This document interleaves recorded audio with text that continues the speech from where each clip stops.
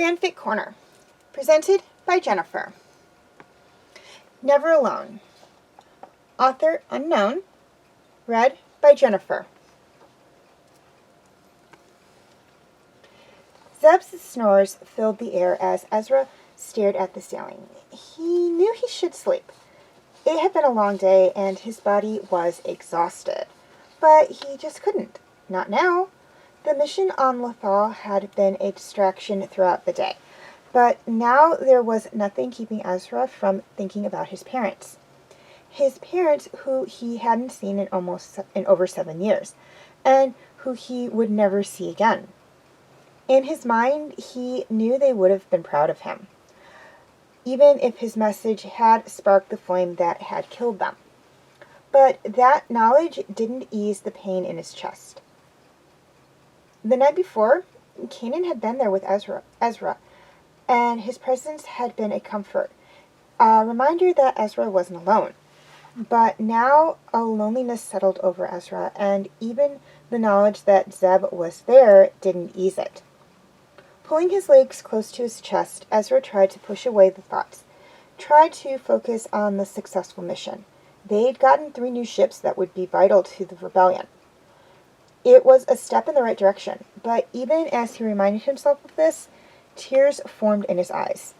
He hugged his legs tighter, trying to push them away, but the pain only grew. And before he knew it, tears were falling down his face. He tried to suppress a sob, but he couldn't, and soon sobs were racking his body. Time was never relevant when it came to tears. Ezra cried until he was empty. Sometimes tears helped, but now he just felt broken. Hollow. The loneliness was overwhelming. He couldn't face it alone. So he carefully climbed off his bunk. Zeb was on his back, and Ezra knew from experience that waking the Lasat up before he was ready was a bad idea. Besides, right now he knew what he needed. With his arms hugging his chest, Ezra made his way to Kanan's room. As the door opened, he saw that Hera was in the room as well, and something about this made Ezra hesitate. Maybe he should let them be. He could try to handle this on his own. Maybe if he focused on Zeb's snoring, he could sleep, or he could find something productive to do. But when he tried to move, his feet seemed stuck to the ground. His mind wanted to go, but his heart needed help. As much as he wanted to be strong enough, he was reminded that he couldn't do everything by himself. So he stood in the doorway, eyes closed, arms hugging his chest, as he tried to force himself to move to do something. Ezra? The worry in Kanan's voice broke Ezra out of his frozen state, and he looked up at his master. Through the light of the hallway, he could see Kanan's messy hair, something he wasn't used to seeing. Kanan,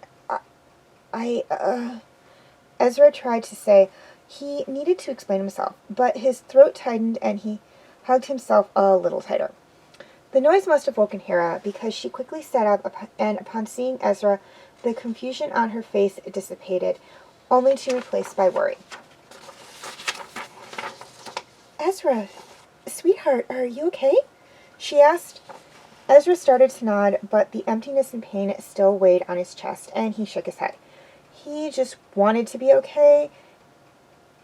He wanted the pain to go away, but he knew it never would. A look passed between Kanan and Hera, and they made room on the bed for Ezra. Then Hera held out a hand. And that invitation, a simple gesture of kindness and caring, freed Ezra from his frozen state. The tears built up in his eyes once again as he crawled into the bed. Warmth surrounded him as Kanan pulled the blanket over him. A hand rested on his shoulder, and Ezra looked over and saw Hera smiling at him, though there was a sadness hidden underneath it. I know it's hard right now, Ezra, but we are here for you, she said, brushing a strand of hair out of his face. Tears blurred Ezra's vision, but he managed to whisper a thank you. As he closed his eyes, a tear fell from his eyes, and he hugged himself again. He wasn't alone. He shouldn't cry. But when Kanan's hand rested on him, he opened his eyes and saw the sorrow in his master's eyes. "It's okay to cry," Keenan said quietly. It was meant to comfort him, but Ezra's chest tightened again. Even more tears flowed from his eyes. He hated feeling so weak, so hurt, so lost. He couldn't face this alone, and he pressed his head up against Keenan's chest, drawing comfort from his master, the closest thing he had to a father now. "It's all right, Ezra. It's okay," Keenan whispered again and again, and as he cried, Ezra felt Hera's hand run comfortably over his head. The pain of losing his parents was still raw, but Keenan and Hera's presence gave him strength. It was a small comfort, a reminder that he wasn't alone, and it made facing the pain just a little bit easier.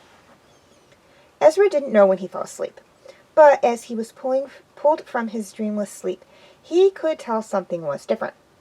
Keenan's hand was still on his arm, a constant reassurance that he wasn't alone, but Hera's presence wasn't as close anymore.